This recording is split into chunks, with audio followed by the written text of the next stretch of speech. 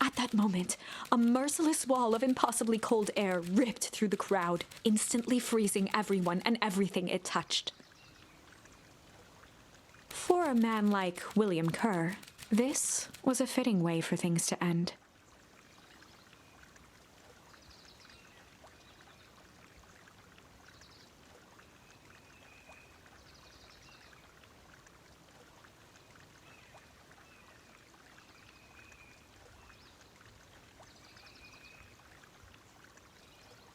On a stage, with an entire town frozen in rapt attention for the rest of time. The end. There's that ice again! Whenever I think we're getting close, it comes along and ruins everything! Maybe we should just quit? Maybe you should just close the book, walk away, and never think of me again! No, I don't mean that. We got a little closer this time. We just need to try again. Please.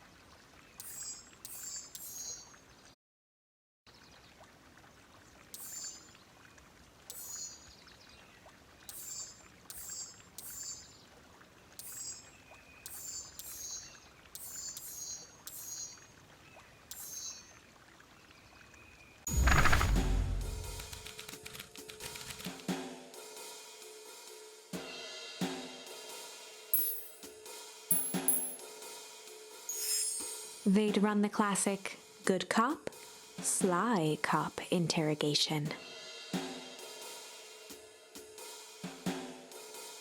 Luca and Rollo ducked behind a barrel, leaving Beck to her task. With a few crisp snaps, she roused Mr. Tolliver.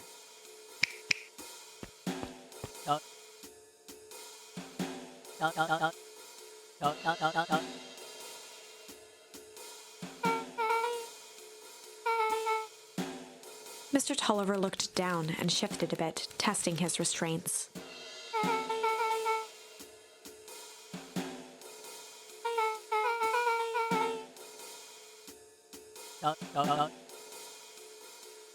Beck caught herself before letting the surprise manifest on her face.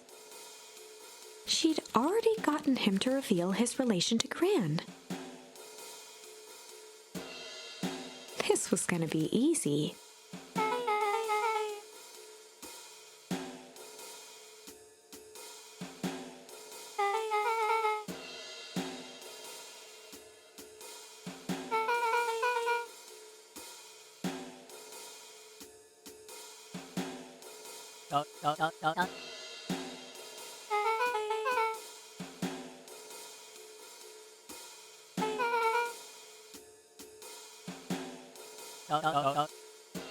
Mr. Tolliver wriggled a bit in his restraints.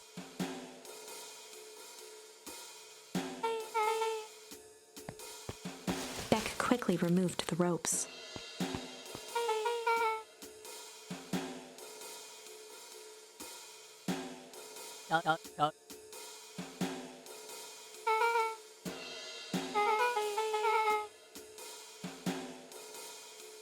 Mr. Tolliver rubbed the growing knot on his forehead.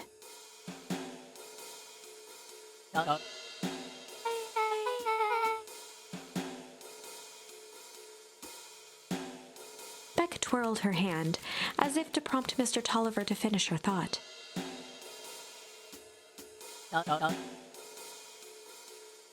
Beck shook her head and clicked her tongue.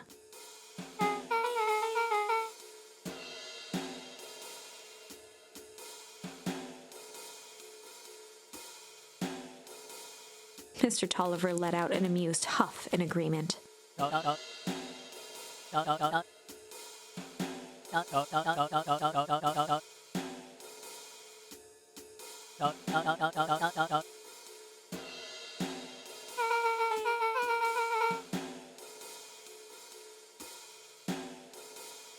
Beck was on a roll now, playing Mr. Tolliver like a fiddle.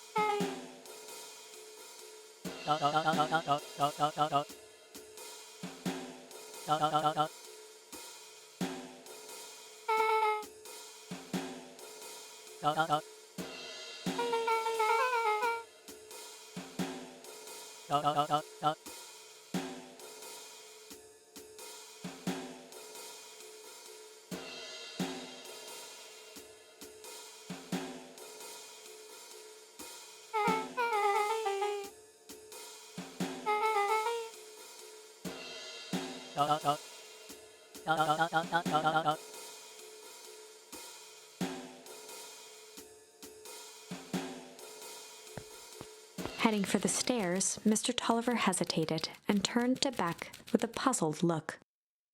She grinned and gave him a peppy wave. With a shrug, he continued up the stairs, whistling a jaunty tune.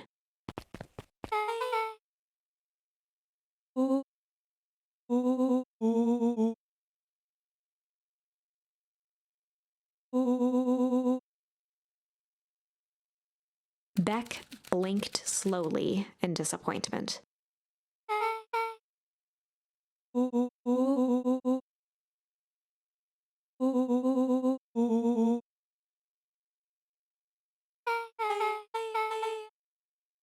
She turned to the table and began tearing small scraps of paper.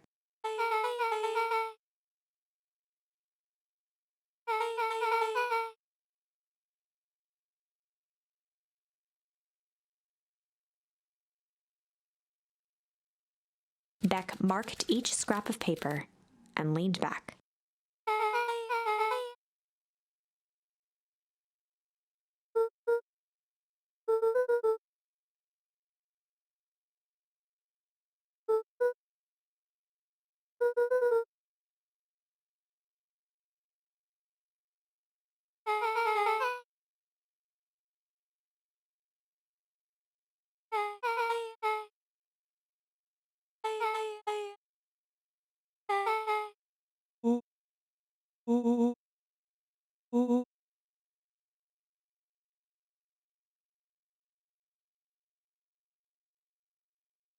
Luca and Beck looked at Rollo with amazement.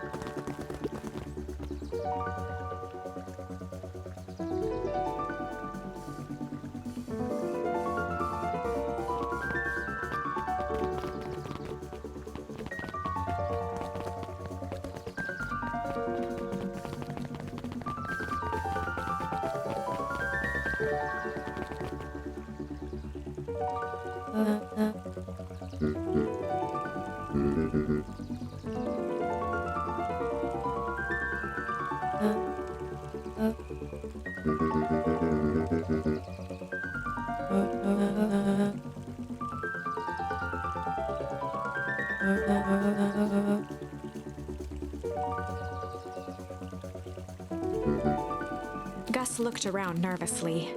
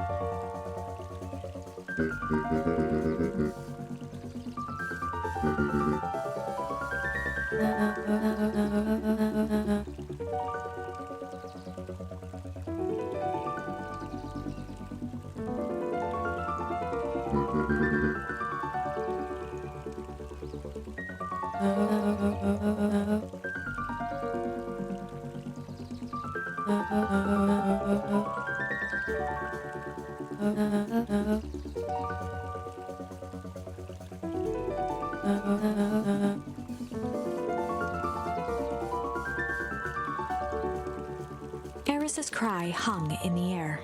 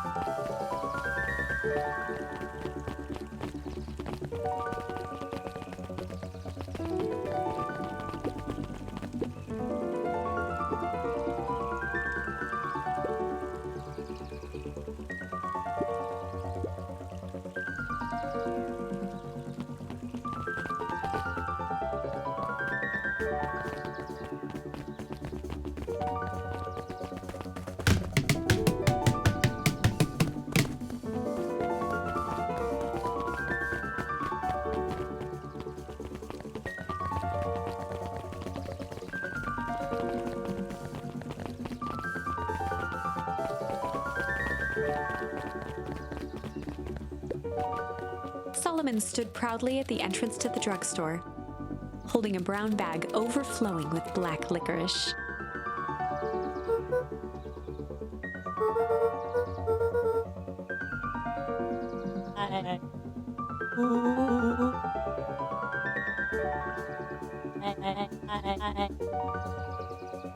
Solomon shoveled a surprising amount of licorice into his mouth.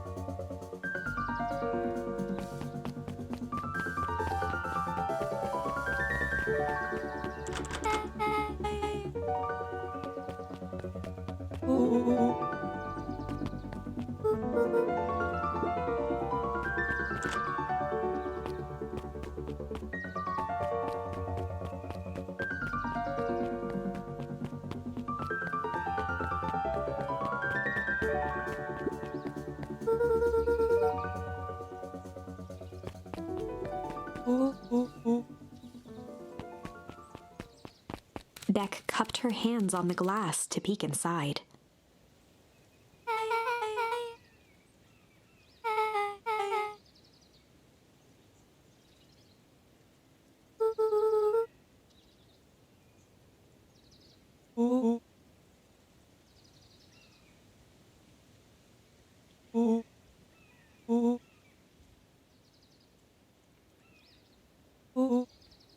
Beck flung open the door, and they all squeezed in.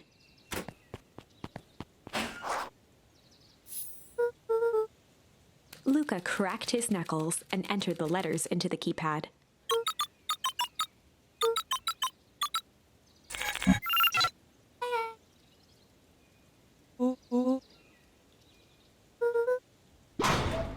The inside of the phone booth dropped loose from its shell. Without even the space to panic, they closed their eyes, held their breath, and accepted their fate.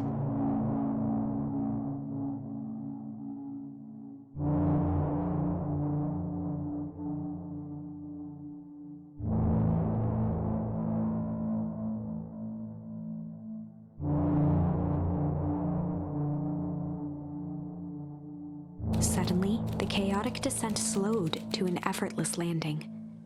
It was unclear where they ended up, but at least it was solid ground. The air was stagnant and smelled vaguely of chlorine.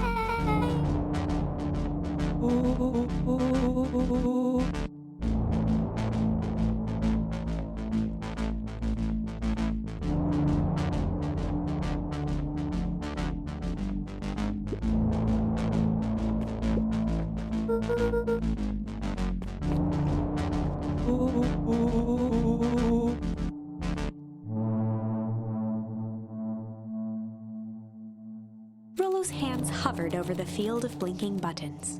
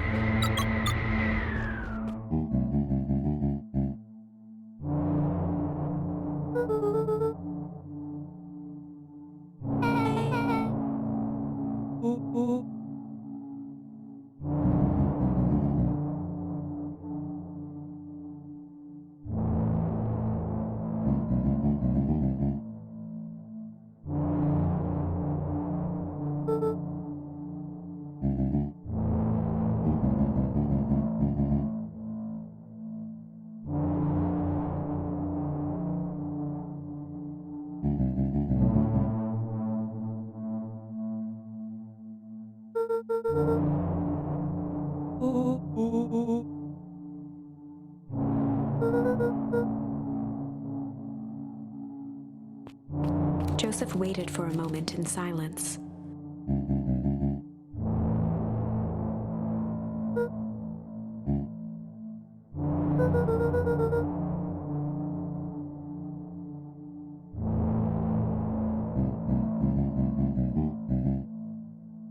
He gestured toward the strange tubes.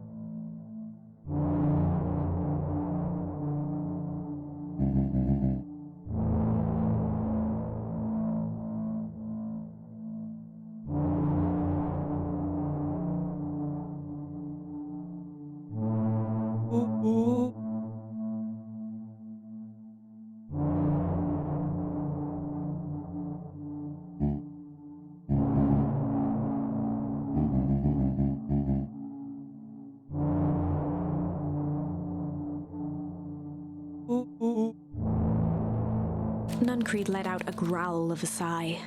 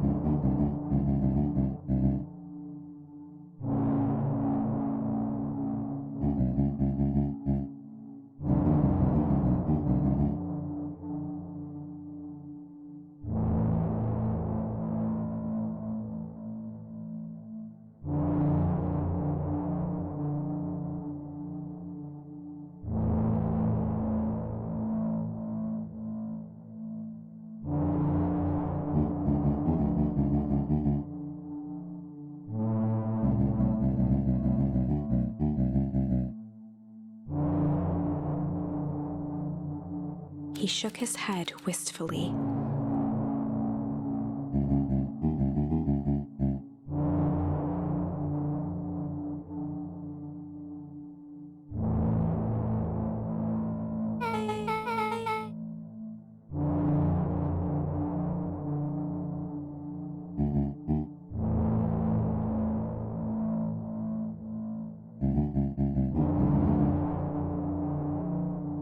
Nuncreed took a menacing step towards the children.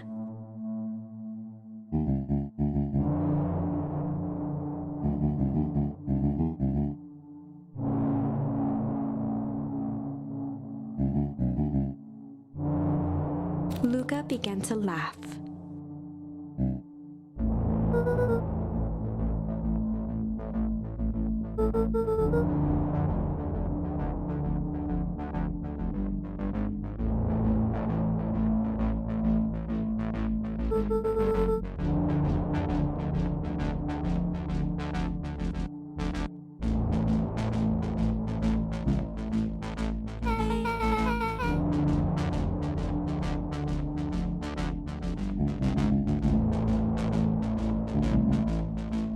The color drained from Nuncreed's face.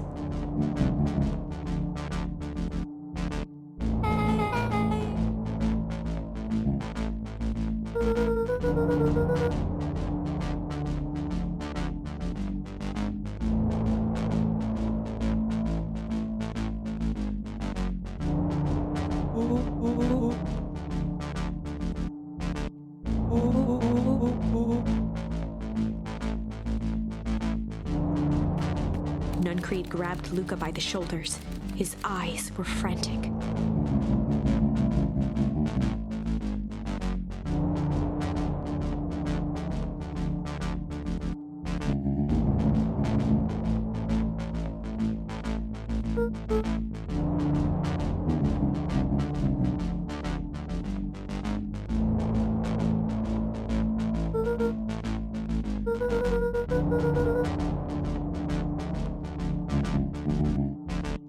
A jolt of realization struck Mr. Nuncreed.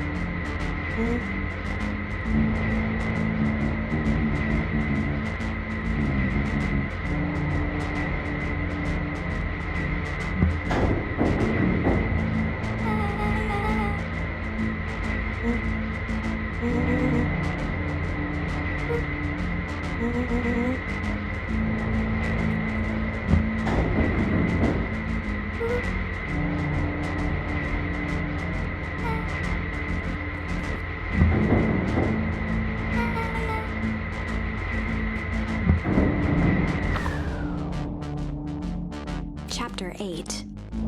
The Cold, Hard Truth. Beck leapt up, allowing the suction to yank her into the dark. Dimness eclipsed around her like the shutter of a camera as she seemed to cover great distance in mere moments. Her only points of reference were glints of upcoming turns, which approached with frightening speed, only to carry her gracefully along. She heard the tinny, distant echoes of Rollo's glee. Once she stopped fighting against it, the ride was impossibly smooth. Then, all of a sudden, as if minutes had passed in an instant, light blazed into view. A burst of wintry air snuffed across her face, and she was flung out into the cold.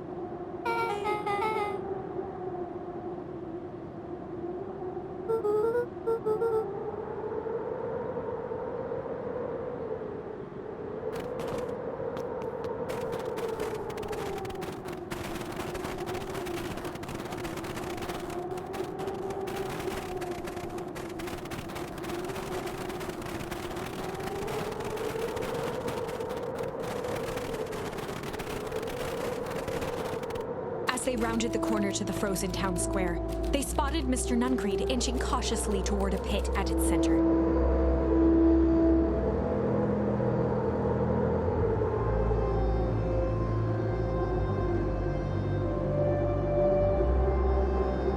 He held his arms out gingerly, as if approaching a beast in the wild.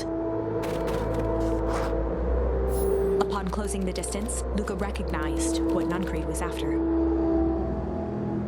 Gran stood confidently at the edge, one arm outstretched over the abyss.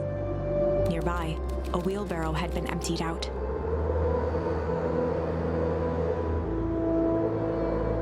She held a lit torch, which flickered in the bitter wind.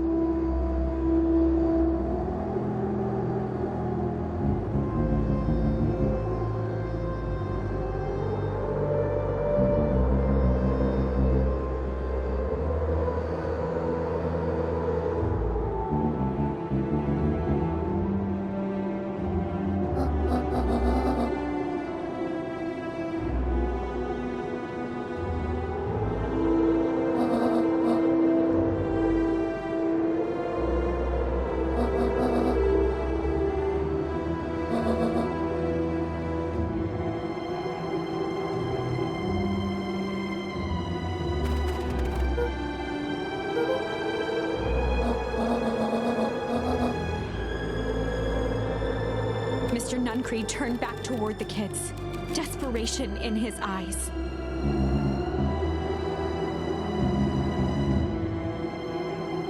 Rollo and Beck held steadfast in awe. Luca approached closer. Mr. Nuncreed spun back toward Gran, his voice growing louder.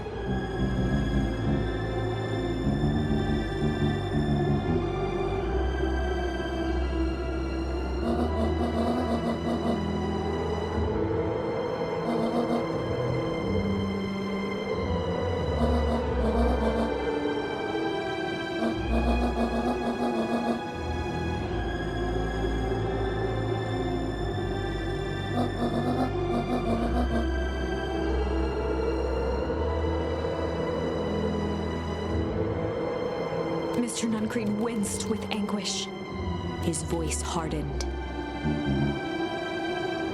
They both now yelled, not to each other, but at fate itself, making their peace with long-held burdens. The wind howled with encouragement.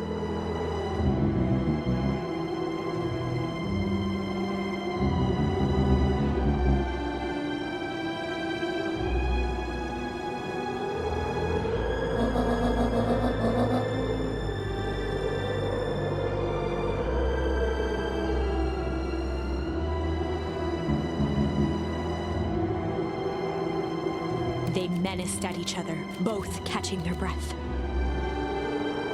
The moment balanced on a knife's edge. Amid a blur of emotions and memories, Luca's mind flooded with questions. The wind calmed, as if to give him the stage.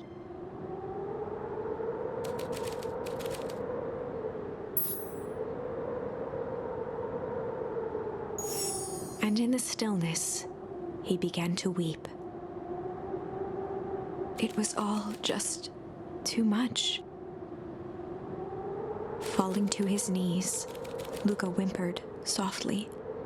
The tears crystallized as they hit the snow. Gran stared at Luca for a moment with warm sympathy, remembering why this was all necessary.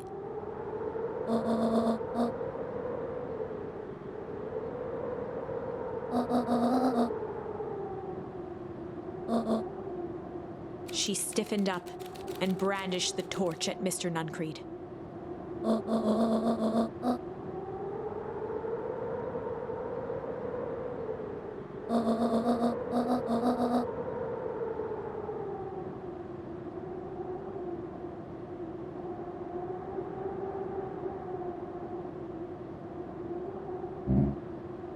Ignoring his final plea, Gran flung the torch into the deep darkness. She smiled and exhaled in relief. Mr. Nuncreed moaned in resignation. The torch echoed as it ricocheted down the hole, punctuated with a thunderous thud.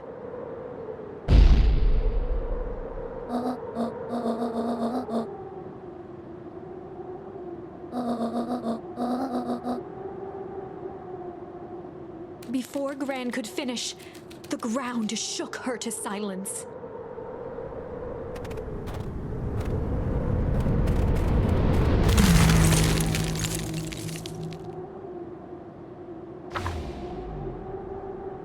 Gran only had time to spin around and run to Luca.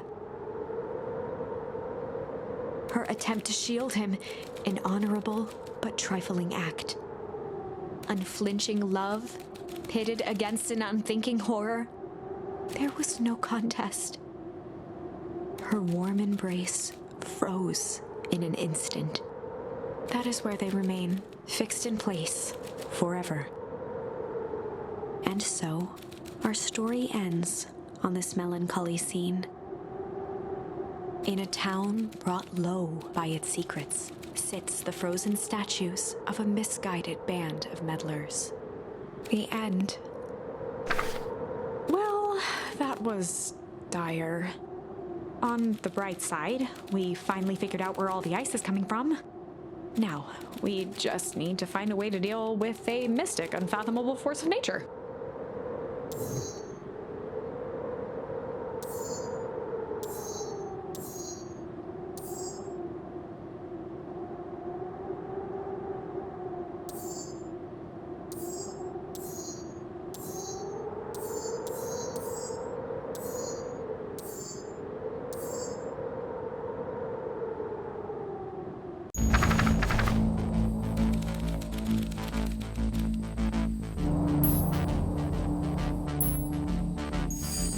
Luca drew himself up and decided to take the only option they had left: flight. He squinted down the barrel of the mission control defense cannon, aiming it through an opening in the dense tree branches.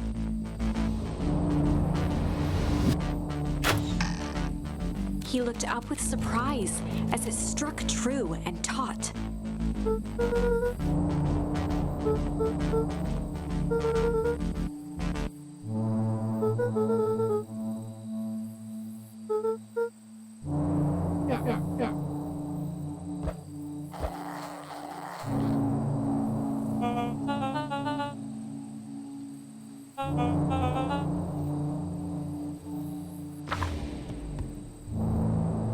and Iggy winced as they sprinted through the thicket. The branches clawed at them, reluctant to give passage. After what felt like a marathon, Luca stopped in his tracks as they reached the clearing. "What the?" That was all he was able to say before Iggy slammed into his back. The boys tumbled down a steep decline and crashed with a wheezing thud on a surface as hard as ice. In fact, it was ice. Chapter 5. Signs. They stood silently, catching their breath. The sky was like sapphire. With each breath, a plume of steam escaped from Luca's lungs. "Let's keep moving." Luca pulled Iggy to his feet as they gazed across a snowy terrain.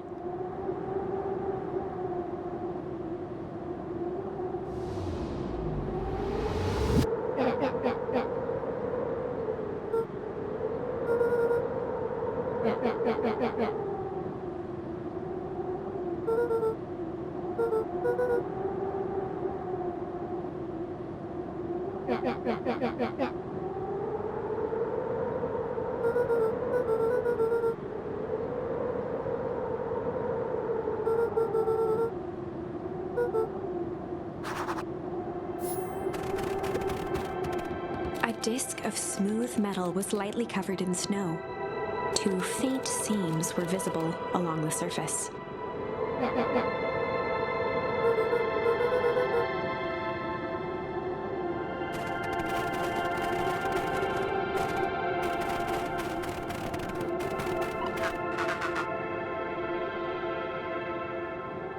Luca had almost forgotten the walkie-talkie he was carrying.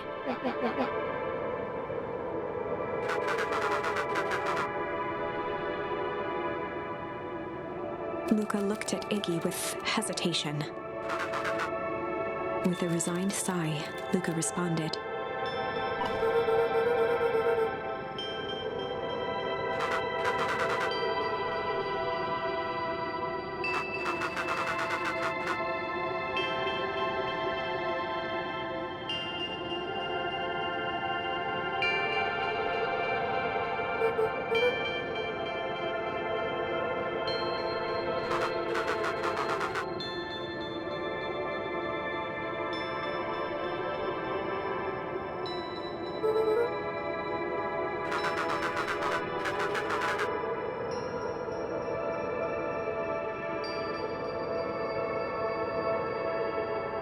Luca winced, shoving the walkie-talkie back into his pocket.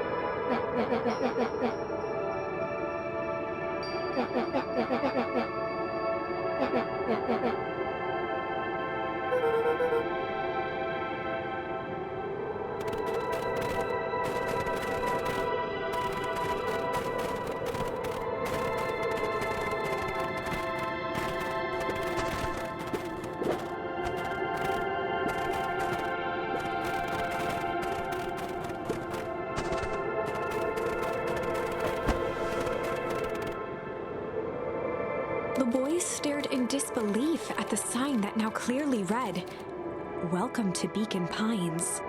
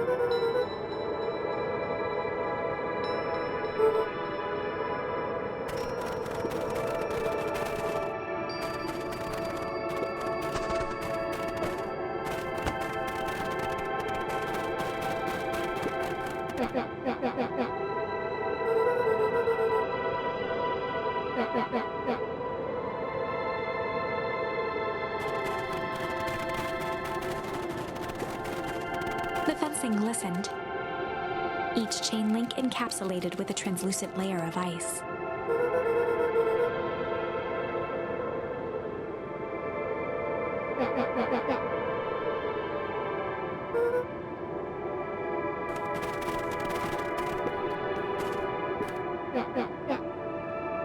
Looking down at the frozen stream, Luca could faintly see a school of minnows encased in the ice.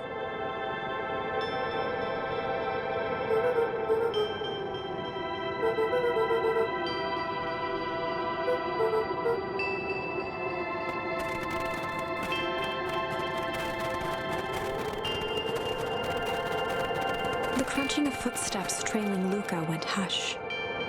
He looked back to see Iggy's face twisted with confusion.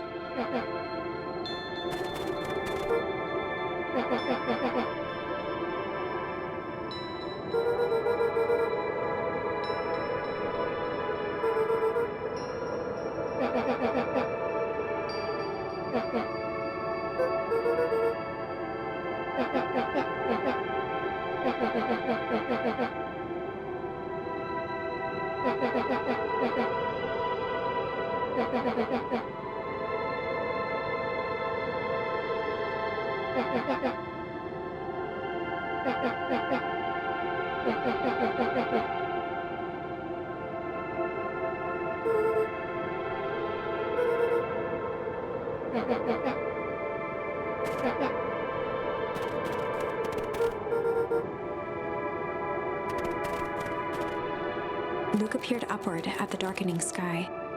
He let out a long, foggy breath. Faintly, Iggy began to cry. Seeing Iggy in such a pathetic state gave Luca a sense of compassion and more than a little guilt.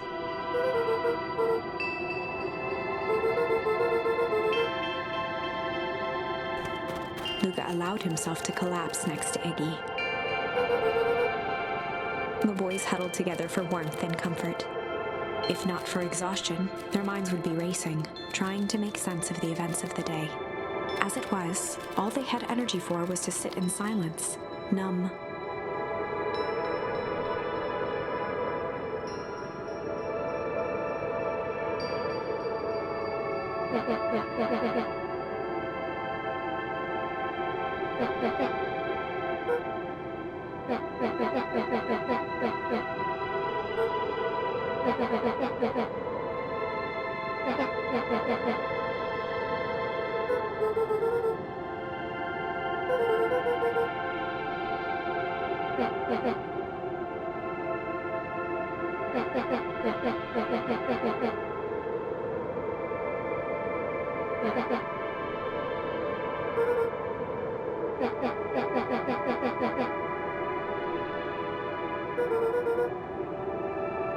Iggy motioned sarcastically to his half-deformed face.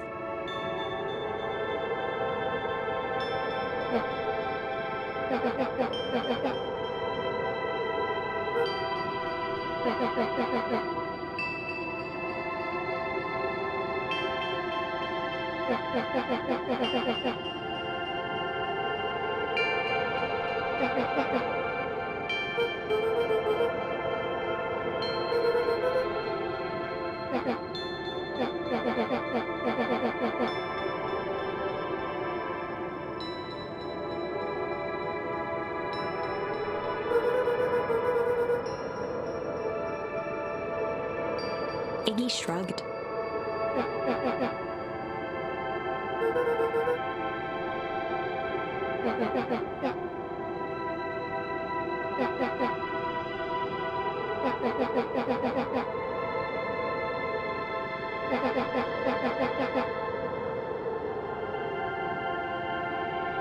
Iggy now wept openly.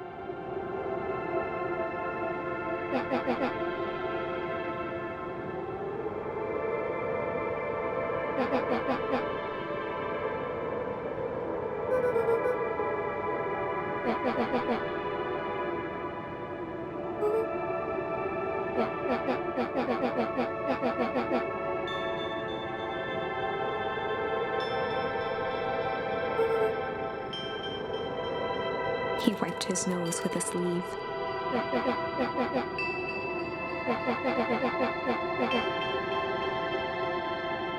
Luca gave a warm chuckle. Iggy cleared his throat as he wiped his eyes.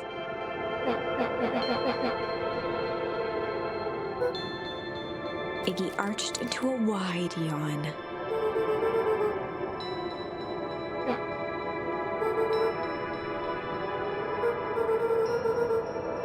Luca's eyelids began to slowly drift shut.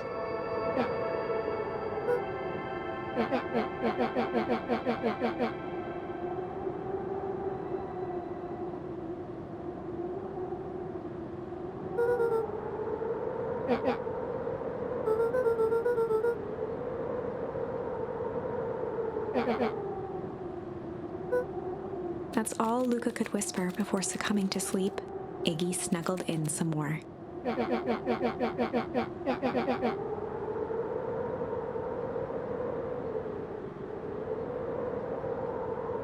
The house smelled of warm bread. Luca was playing with toy blocks on the living room rug. He looked up to see his parents on the couch. His mother held his father's head in her lap. She idly stroked his hair while humming a song. A voice behind Luca spoke. "This is how you remember them, huh?" Luca turned to see his own face, the doppelganger from his dreams, still clad in a yellow hazmat suit, still carrying a look of disdain behind empty eyes. "Aw, look at this perfectly cozy scene. You know it wasn't really like this." The figure picked up a toy block and inspected it.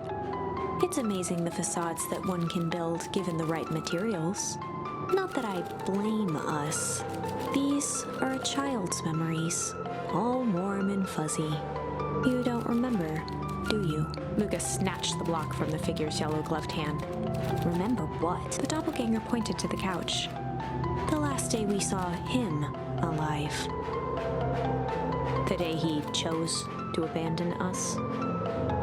Luca turned to look at his father, still lounging on the couch. "That's not true. He didn't abandon us." The doppelganger waved his hand dismissively. "Everything is true here. It's just a matter of what we choose to see. Well, let me show you." The world flickered and pulsed. Luca was sitting next to his bed, listening to his heartbeat with one of his dad's stethoscopes. The doppelganger limped into the room. Now, we both know that's not how this went." He grabbed Luca's hand and guided the stethoscope to the floor. Luca heard muffled shouting, brought close by the stethoscope. It was his parents, fighting. "Do you remember what we did next?" Luca gave a slow nod and crept down the hall to peek through the banister. He could see the outline of his mother at the bottom of the stairs. "Damn it, Walt. We can't afford to get involved in this." She was scared. His father stepped forward.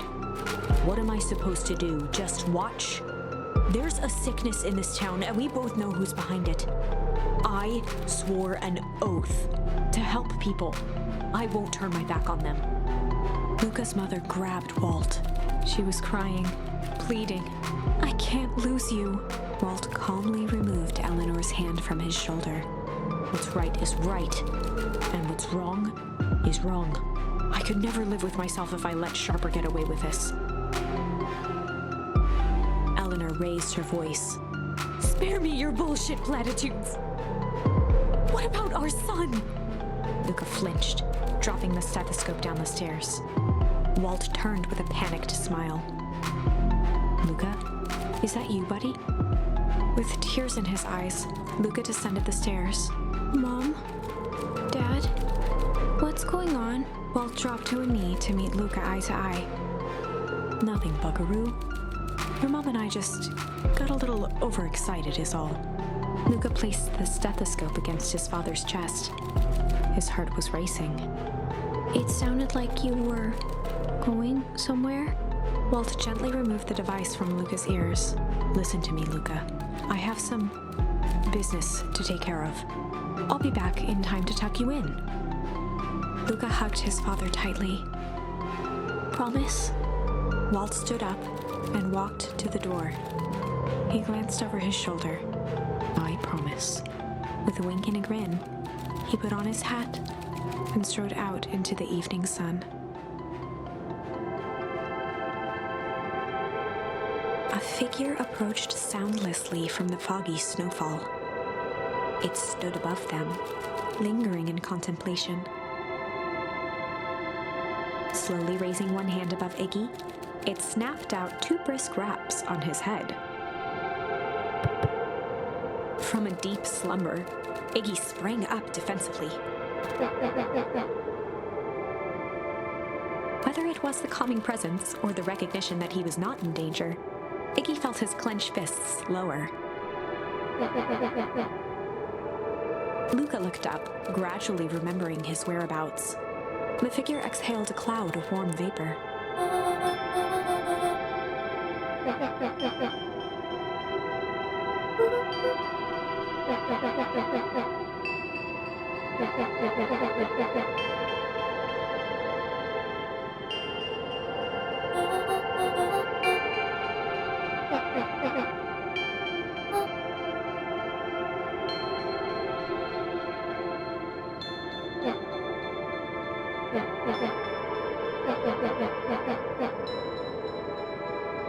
When it came to complete strangers, Iggy had trouble cobbling together an insult.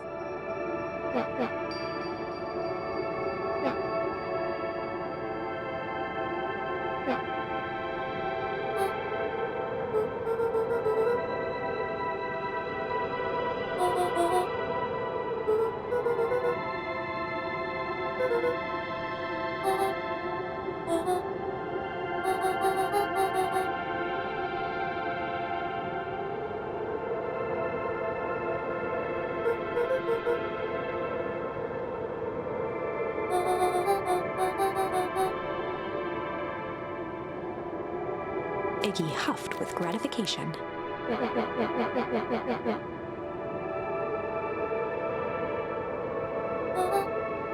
Nat began to turn away indifferently.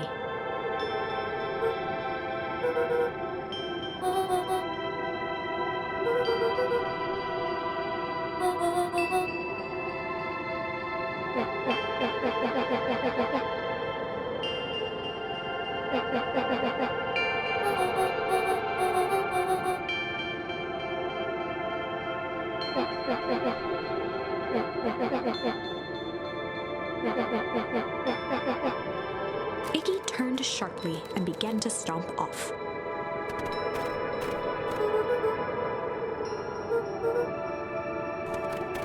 Realizing he'd worn their patience thin, Nat relented.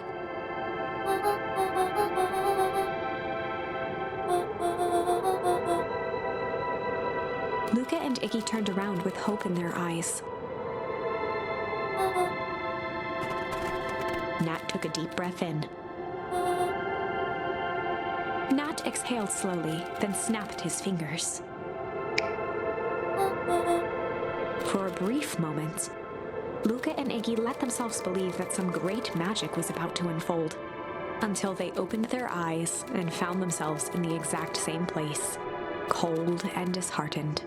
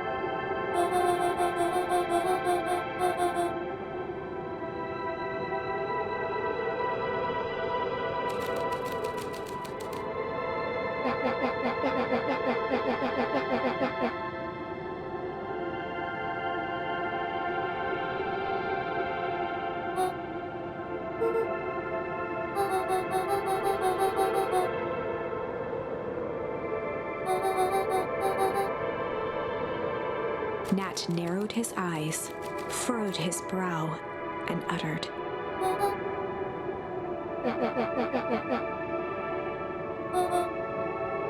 Luca began to laugh uncomfortably.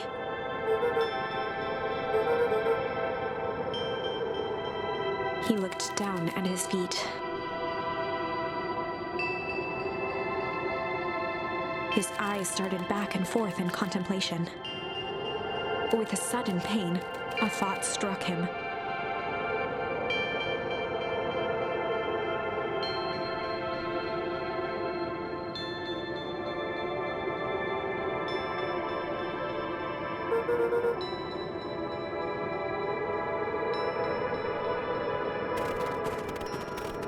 He sprinted off into the pale distance.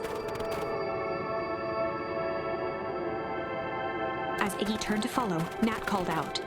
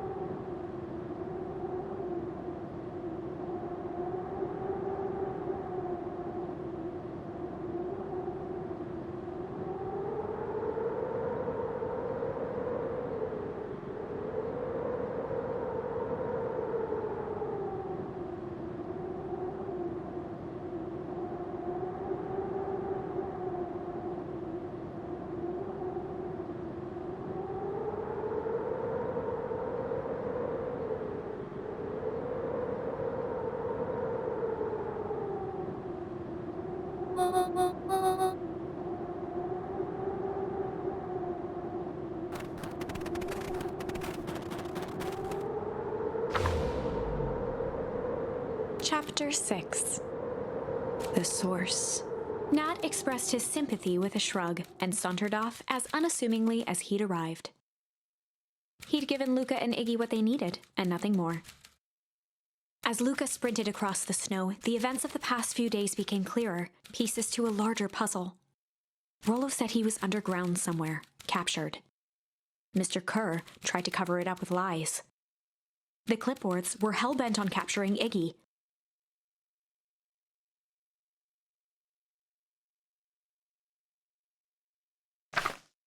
It all seemed to point to perennial harvest. But right now, there was one thing that Luca needed to know.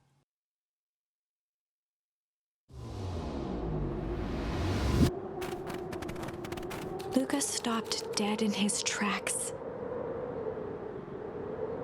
The tree was gone, uprooted and moved, leaving a raw gash in the earth. He dropped to his knees and dug wildly at the cold snow. His numb hands hit something hard, a headstone. A dry whisper escaped Luca's lips.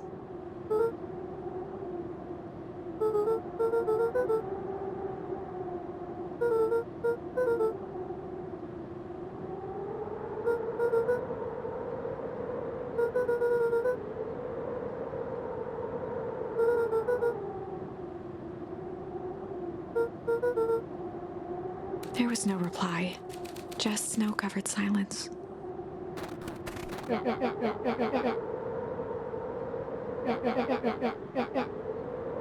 Iggy finally noticed the tears welling in Luca's eyes and the snow-covered grave.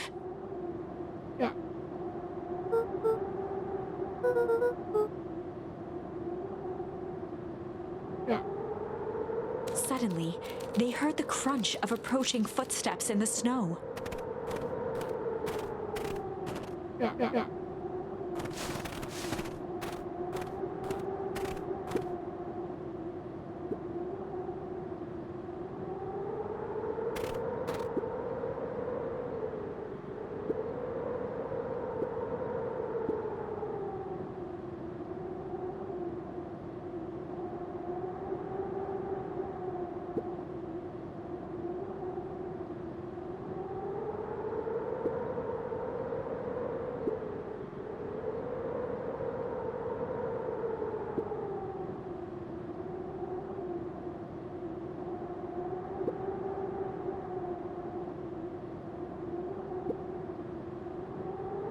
He bent down to scoop up a snowball and lobbed it playfully.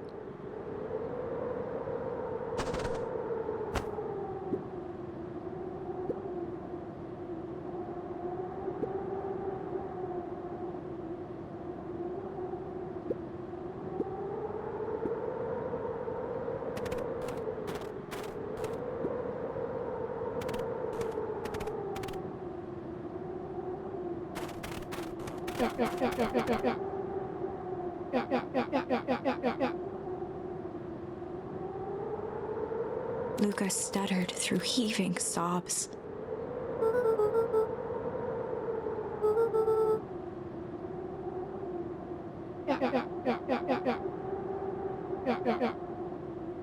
Iggy gave Luca a solid smack on the back of his head.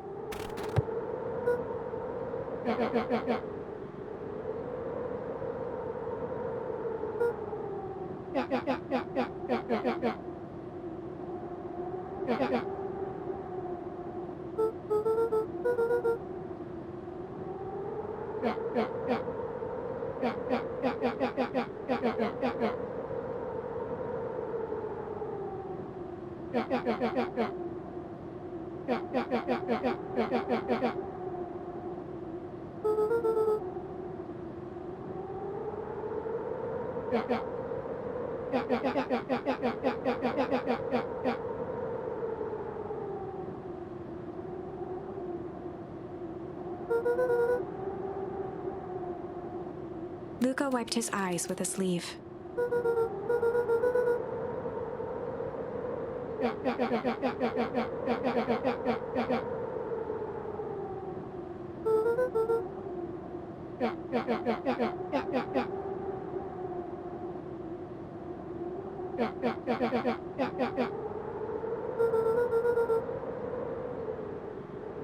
Iggy flashed a mischievous smile and cracked his knuckles.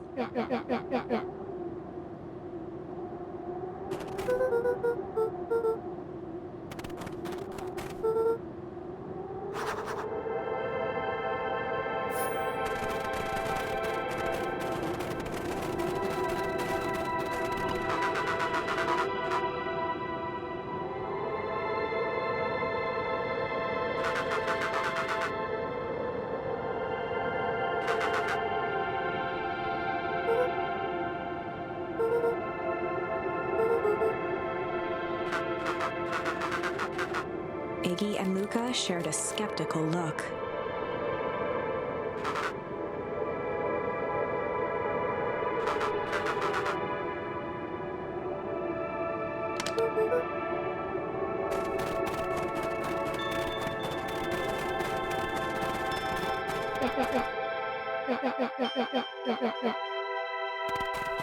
Iggy darted behind a large pine and began digging furiously. He emerged holding a shoebox with a crude skull painted on its lid.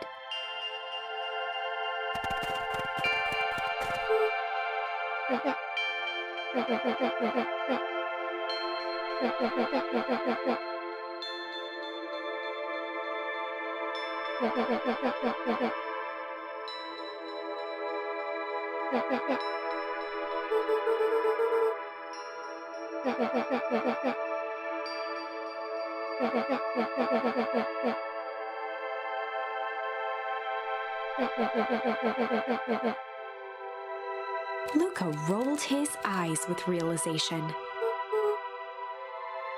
Iggy stifled a chuckle.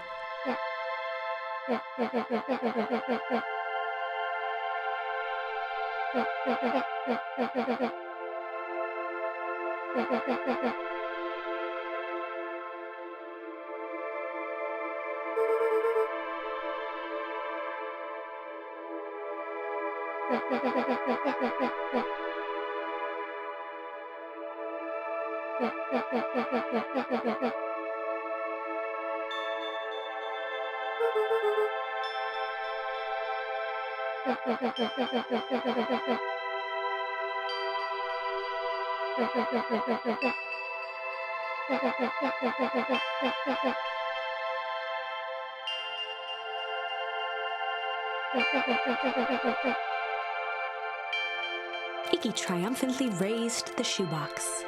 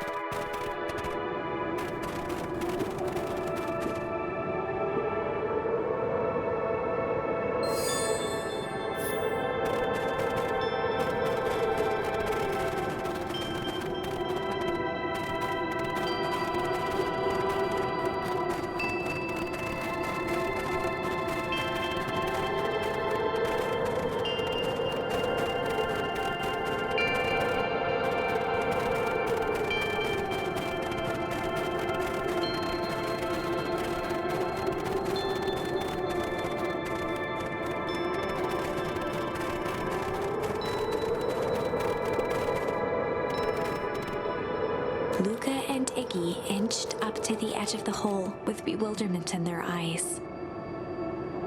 Arctic air breathed out of the cavern in heaving gusts.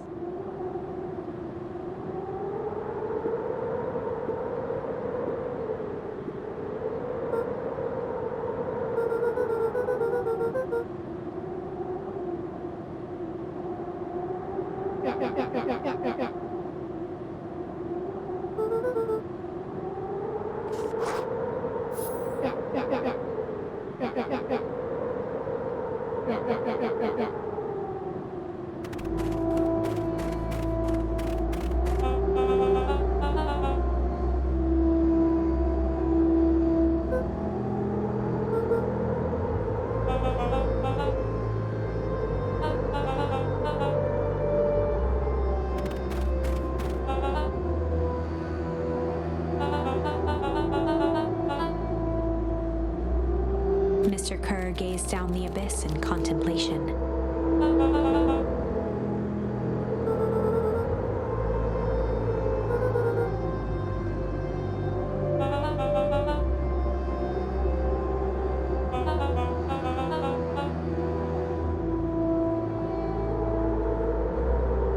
Kerr scratched the back of his head.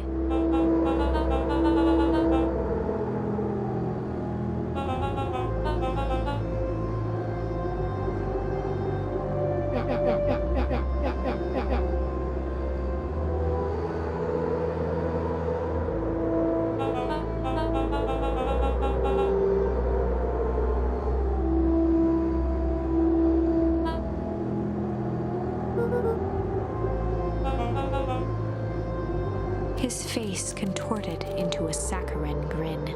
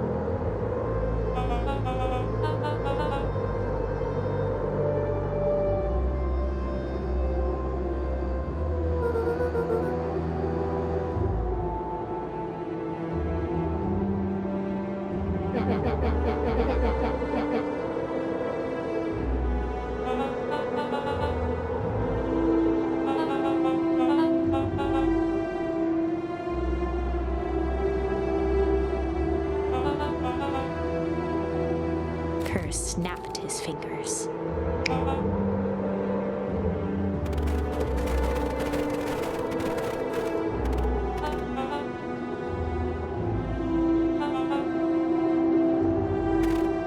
Iggy turned to Luca with a sly glance.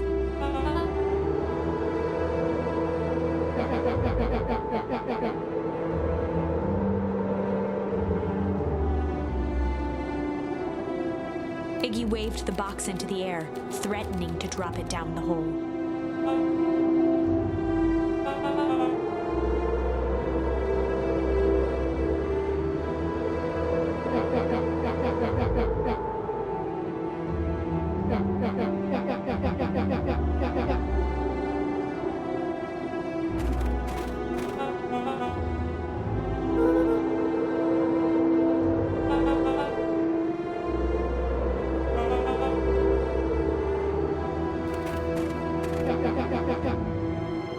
Iggy plucked a single bottle rocket from the box and held it up with reverence.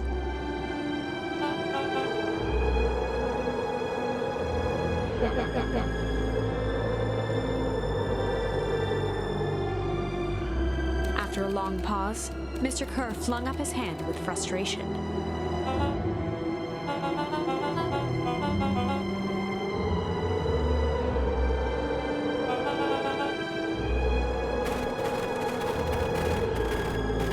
Mr. Kerr sighed into the frigid air.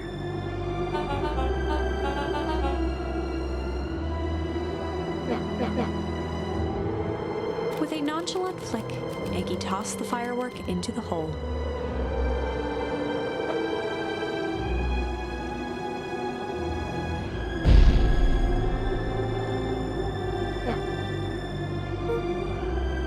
With a growl, Kerr leapt at Iggy, crashing through Luca.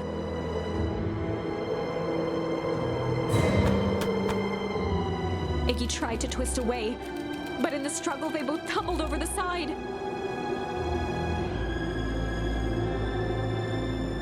Luca dove forward, bracing Iggy's hand just before it slipped. His grip was made precarious by the cold, wet snow. He could see Kerr further down, clinging to Iggy's coat.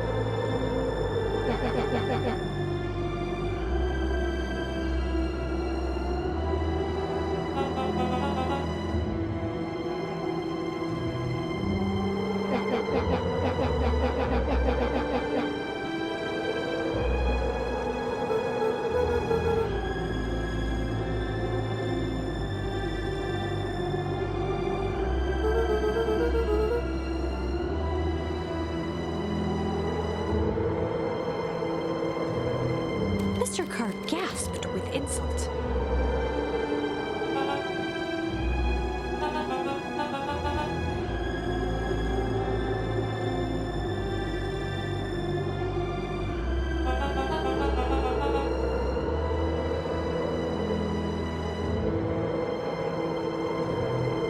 With a wild look in his eye, Mr. Kerr began to hum a proud melody.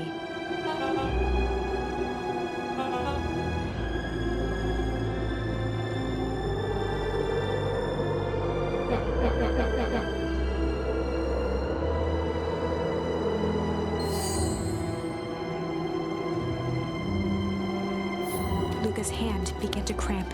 His voice began to crack.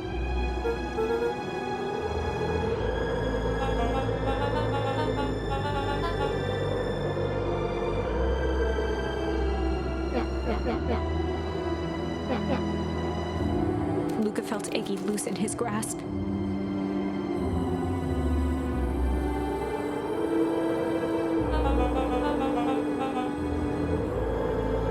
Every muscle in Luca's body burned.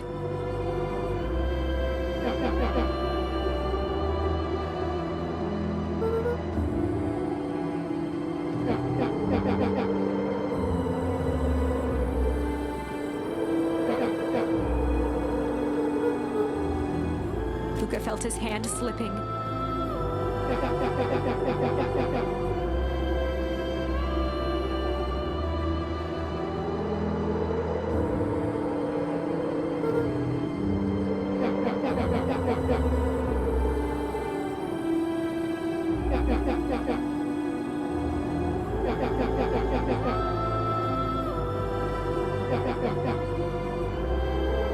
A calm settled over Iggy's face.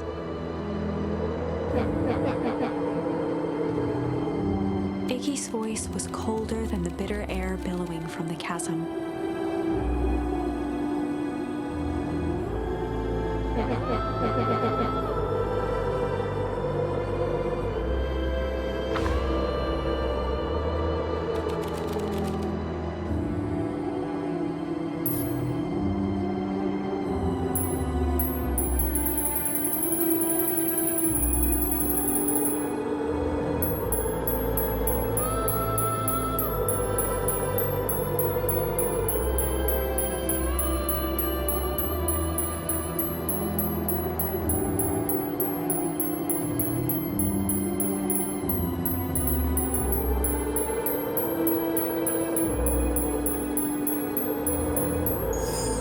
Luca had no choice but to refuse Iggy's request. He tightened his grip and reached for the walkie-talkie in his pocket.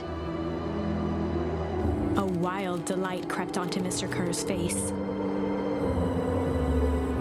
That's a good lad. Now, radio for help.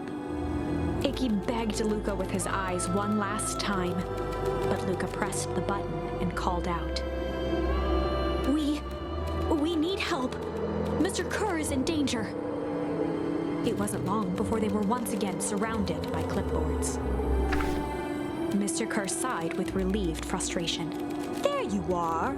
You really are a worthless lot, aren't you? Mirror, now. A clipboard dutifully produced an ornate ivory hand mirror, and Mr. Kerr began preening his tousled hair. Ah, that's better. Mr. Van Horn, I applaud your sharp thinking under duress. I'll put in a good word for you with the founder. Take them away. A swarm of hands overpowered Luca. The last thing he saw before a cloth bag was pulled over his head was the defeated look on Iggy's face. The end. I think this was one of those times where doing the right thing was the wrong thing.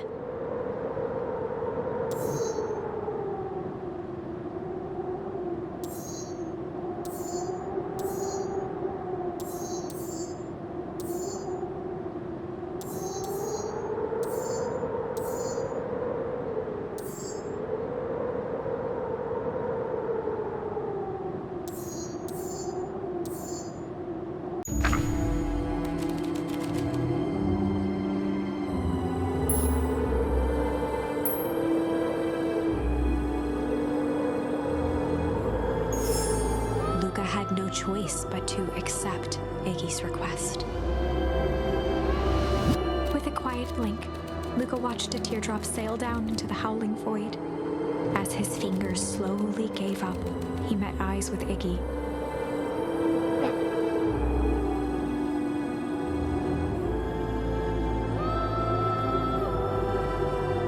The two silhouettes were swallowed by darkness.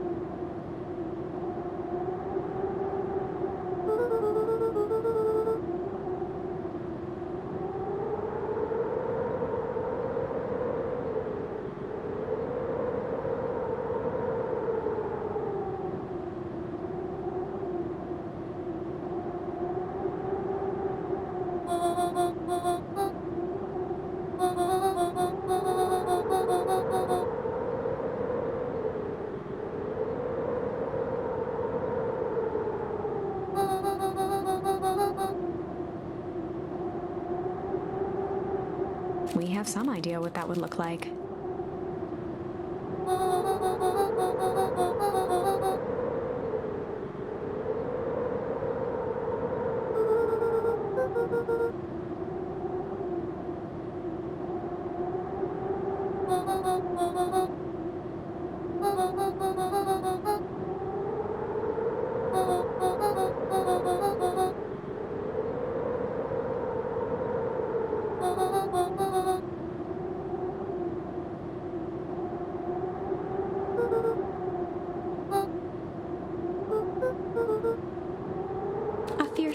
sparkle flashed in Nat's eyes.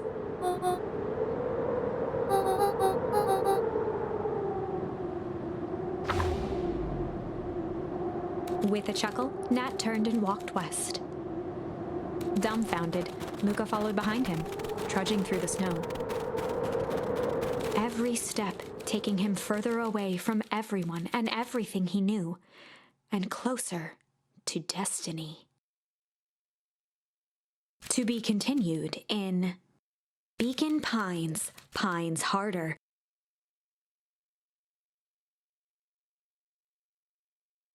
Revenge served cold.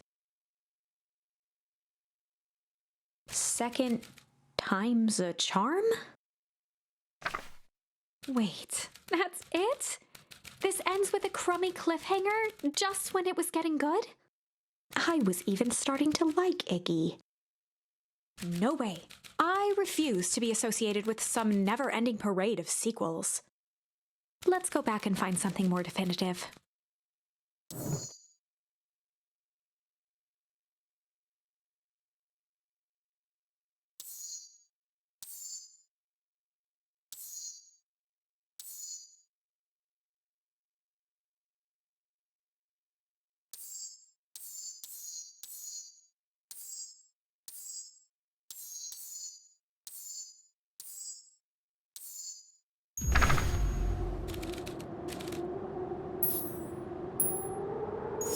And in the stillness, he began to hum. After the death of his father, Luca had trouble sleeping. Each night, his mother would sit at the foot of his bed and hum a gentle melody. It was the only thing that could calm his mind. The only thing that, however briefly, could make it all seem okay. That melody pervaded every memory Luca had of his mother. Shivering in the raw snow, he began to hum it out loud.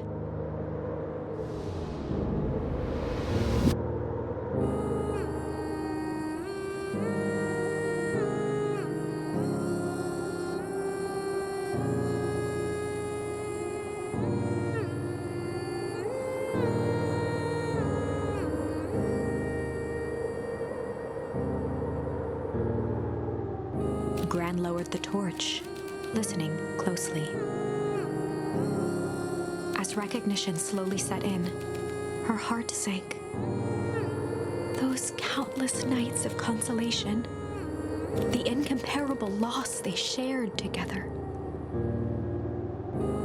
She let the torch fall to the snow and sizzle out. A few steps toward Luca was all she could bear before dropping to the snow herself.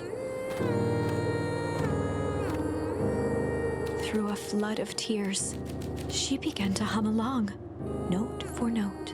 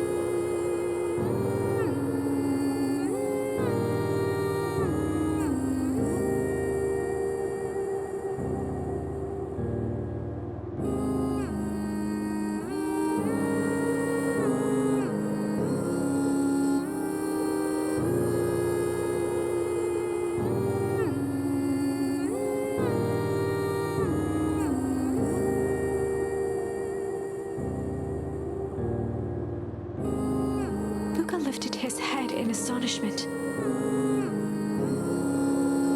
The last time he heard that melody was the last night he saw his mother.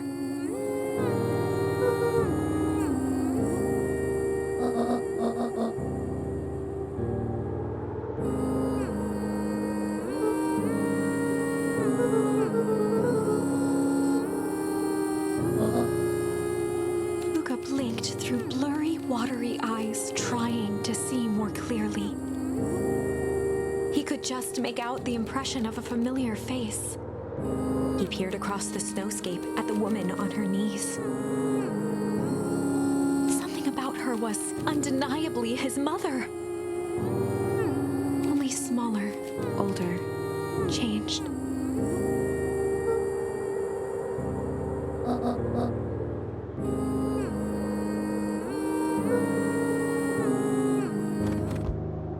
Luca sprinted as fast as he could toward his mother. They held each other close, and the cold retreated from their bodies.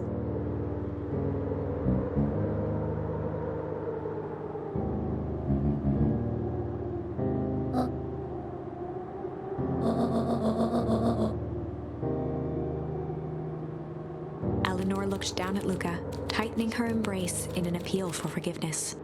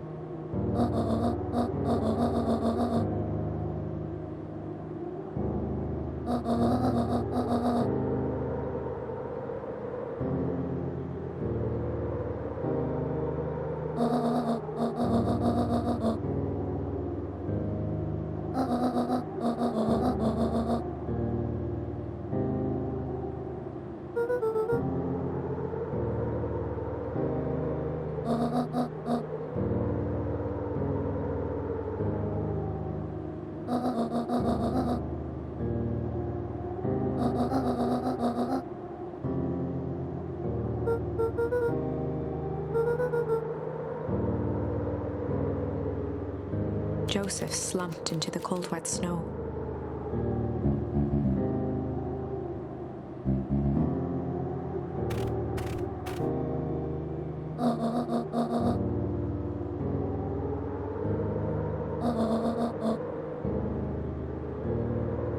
For the first time in a long time, her voice felt like her own again.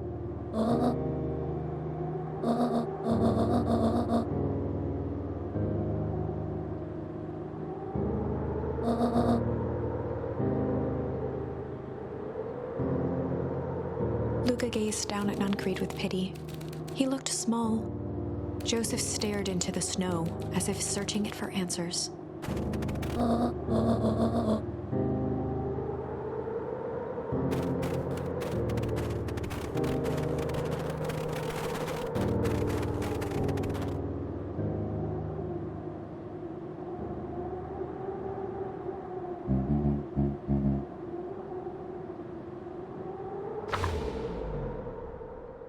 Chapter 9. The Devil You Know. 7 months ago, Eleanor Van Horn crept down the maze of sterile hallways under perennial harvest. She stopped in front of the large steel door marked Deep Engineering. No turning back now. She raised a trembling hand. The stolen keycard worked as promised, and the door buzzed open with mechanical efficiency. She was immediately hit with the smell of disinfectant. It was some sort of laboratory. In one corner was a desk covered in papers. Across the room stood a tall metal pod with hoses protruding from its base. She rushed to the desk and began shifting through the piles of papers. They were experiment reports on something called Tempus liquamen.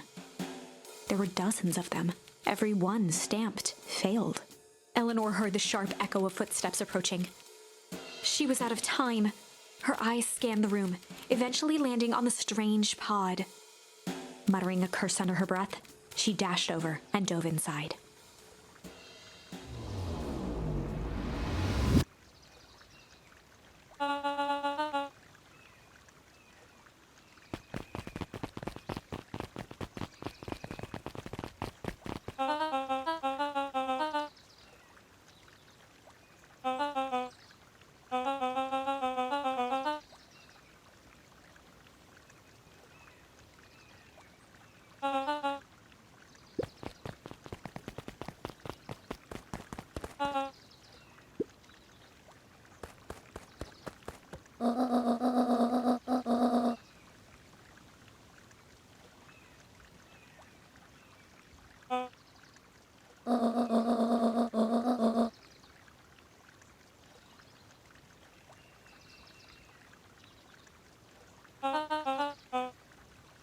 Mr. Kerr addressed the crowd with a sarcastic tone.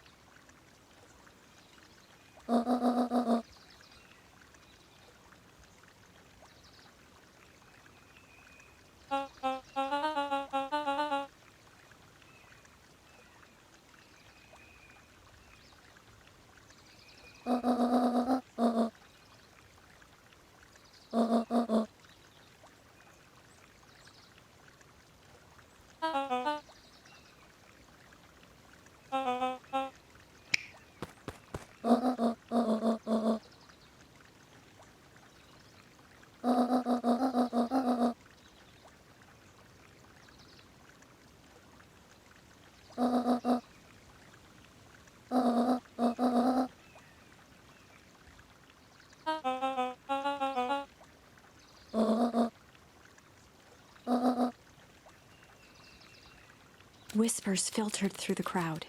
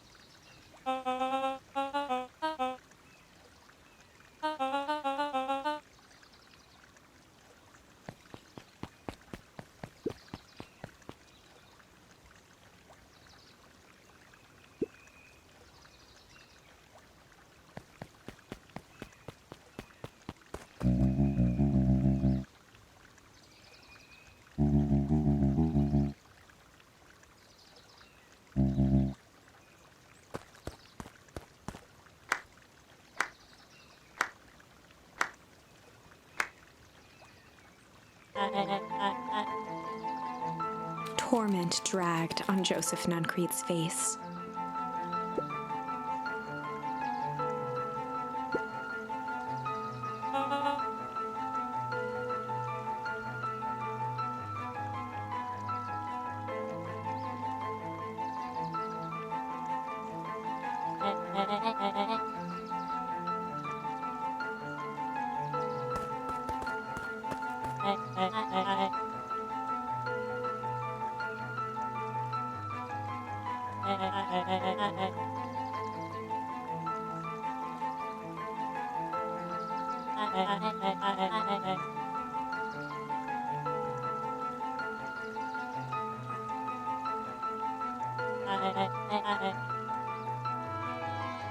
He paused for a moment, plucking a piece of fuzz from his sweater and discarding it to the ground.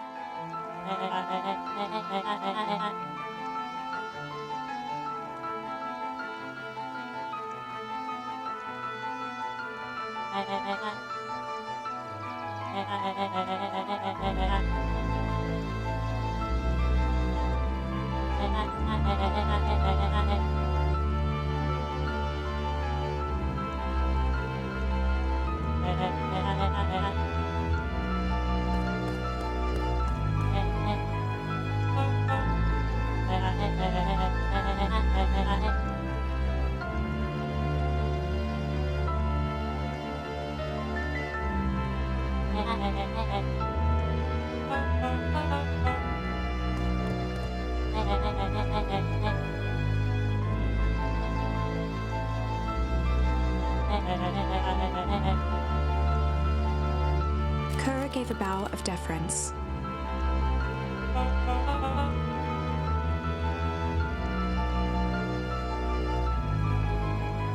Gasps rippled through the crowd.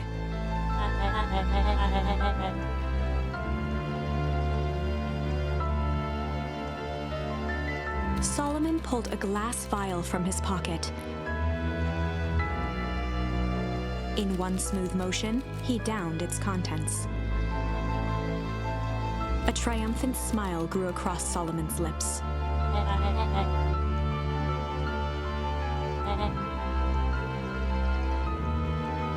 His body and face began to contort and expand as he disappeared into a belching green mist.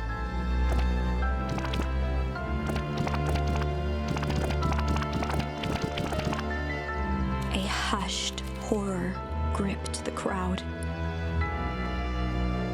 This is a story about change.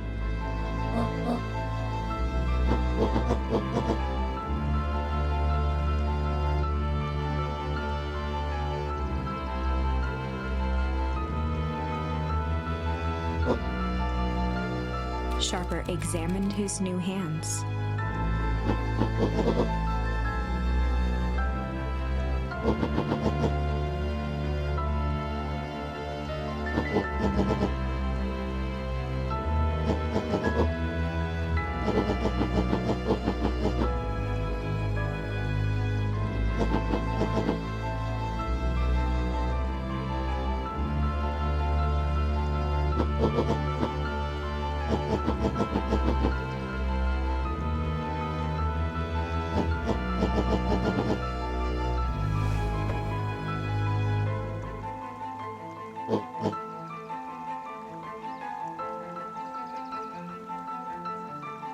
Sharper choked out a crude squawk of a laugh.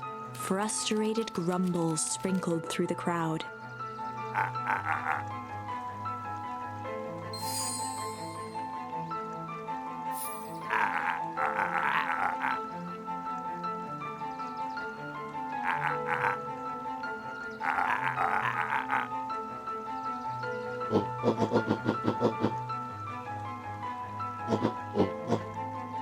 William Kerr gave a subtle nod to the clipboards.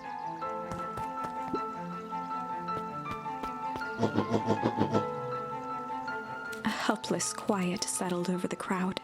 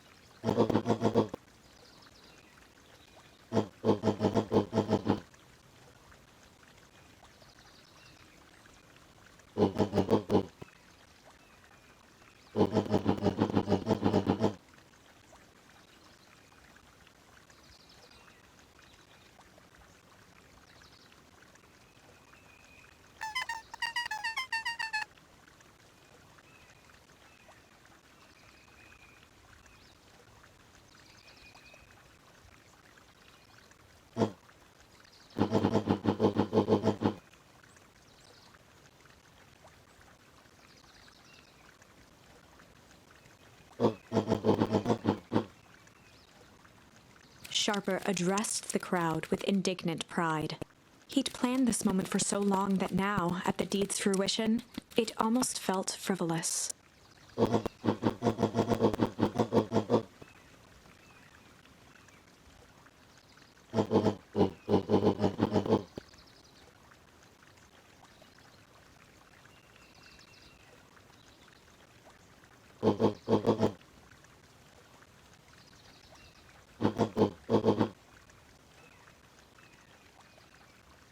Mr. Kerr flourished a preposterously elaborate bow.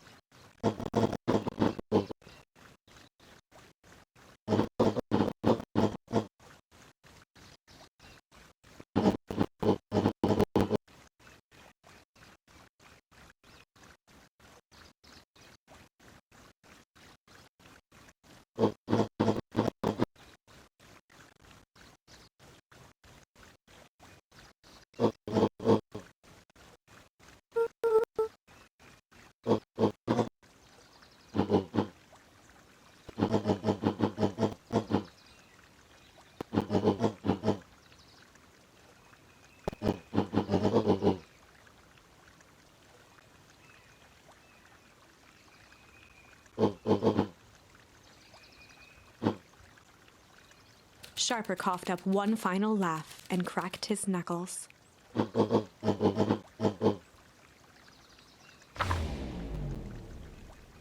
And so, Sharper set about remaking the town in his own image.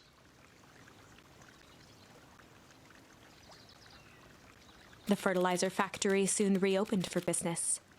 Sales rose steadily as more and more farmers across the countryside began to swear by its miraculous properties. Beacon Pines became famous, a secretive town that, for the right price, shared its gifts with all. Gifts that became more and more necessary in a world where winters grew longer and longer. The end. This is wrong, but things are becoming clearer now. You can feel it, right? We can't let Sharper win. He might just be the key to this whole thing. Let's see.